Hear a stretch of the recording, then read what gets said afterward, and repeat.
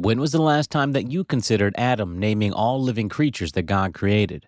For me, well, it's been a long time. Let's fix that right now. In the book of Genesis, one of Adam's very first tasks after God created him was both unique and significant, naming all the living creatures God had made. God had formed every beast of the field and every bird of the sky, but it was Adam's role to give each one a name. This was more than just a moment of creativity, it was a moment of responsibility and of purpose. Naming something in biblical culture carries deep meaning. It often reflected the nature, purpose, or identity of the one being named. By giving Adam this responsibility, God wasn't just keeping him busy, he was inviting him to participate in the work of creation. This showed Adam that he had a place in God's plan, a role in shaping the stewarding of the world.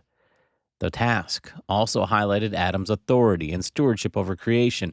God had made the animals, but he had entrusted them into human hands. This act of naming was symbolic of humanity's role as caretakers of the earth.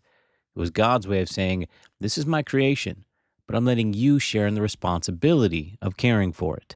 So, how does this ancient moment connect to us today? First, it reminds us that God has given each of us responsibilities.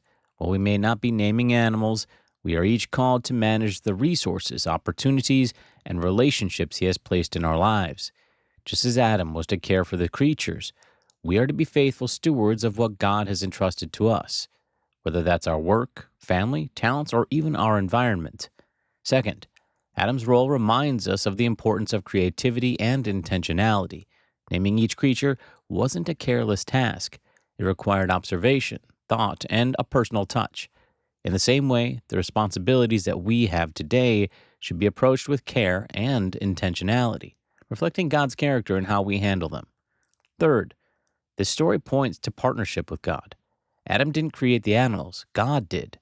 But Adam's participation showed that God values collaboration with his people. Even now, God invites us to join him in his work, whether that's serving others, building communities, or sharing the good news of his love. Ultimately, Adam's naming of the animals reminds us that our lives have purpose. We were made to work alongside God, to care for what he has made, and to use our God-given creativity and wisdom for his glory.